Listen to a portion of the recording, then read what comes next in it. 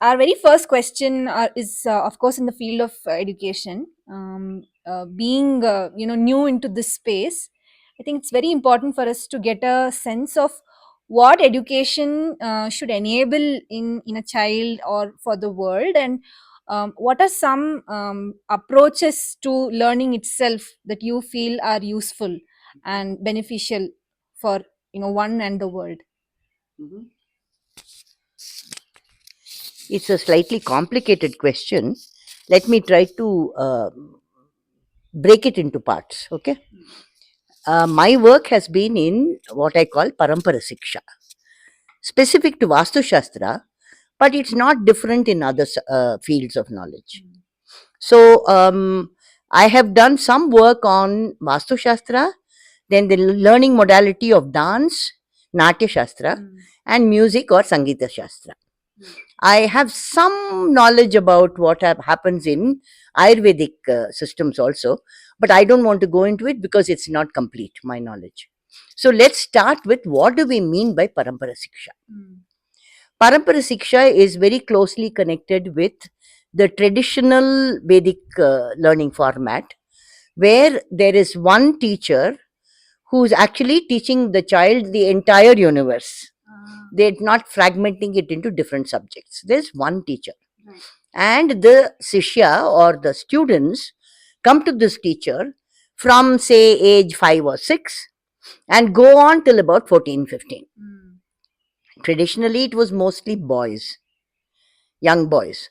But there were also patashalas where there were girls, which would have been slightly more protected because it would have been close to the home, maybe outside in the veranda of the home itself, because of the vulnerability of the girl child. But let's just look at the modality, okay, rather than worrying about the gender specific. The modality is that there is a generic learning which is common to all of them, which is not different from, say, doing a CBSE or whatever we are calling today. Right. Basic learning, so that you can survive in the world outside. That is the generic aspect. Then specific to that field, that artistic field, which means that in music, ultimate aim is to train the voice. Right. And help the child understand the nuances of the music system. And if the child is going to move to an instrument, then the skill to play that instrument, the sadhana which will keep this knowledge or this capacity at its peak capacity, right? Then in dance, a similar kind of thing. But the complexity is in music, it is just music and maybe voice exercises and little bit of body understanding, so that the body is not like you're not slumping and singing. You have to sit straight so that the voice comes from the belly and so on. So there will be a little bit of physical awareness and training. But in dance, it's slightly more complex because there they have to understand music and rhythm. So initially, the child is not made to dance.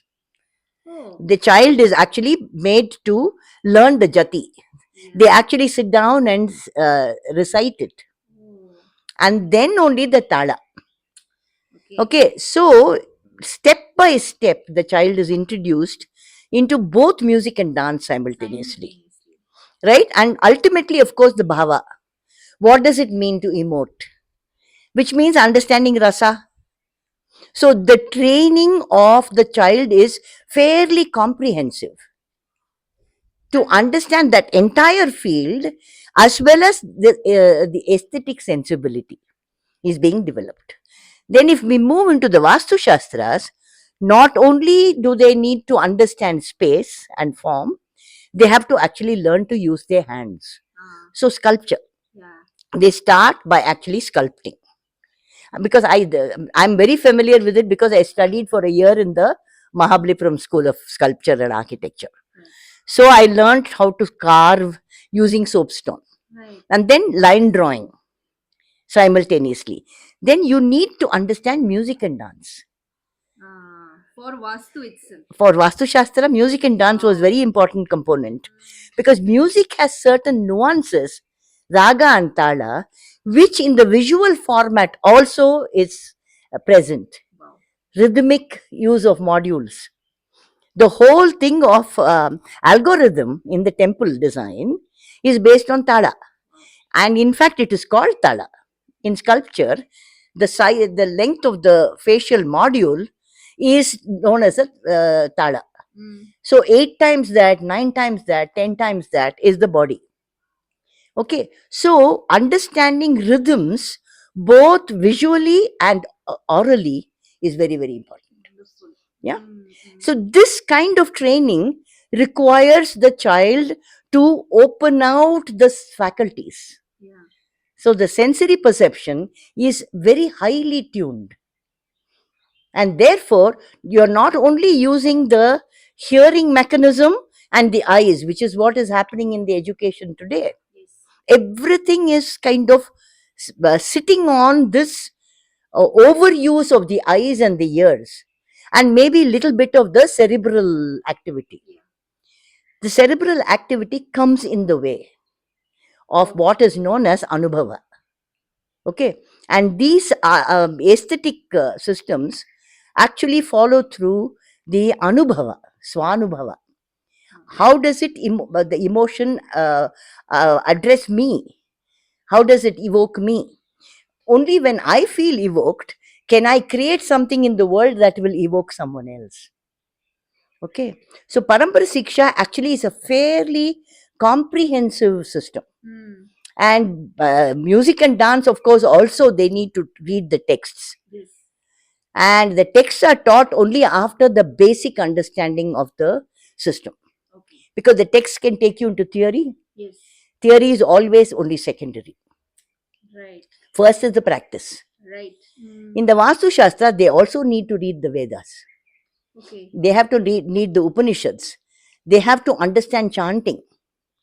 Because that is how particularly in a temple design, for example, the space will enhance the quality of the chant. As you all know, when you go there, you feel so moved when the Veda mantra is being recited, because that space magnifies it beautifully. So they have to understand Veda mantra. They have to understand religion. The Shanmarga, which has been defined by Shankara, has to be understood by them. Okay, so all these aspects will come together in the Parampara Siksha. Right.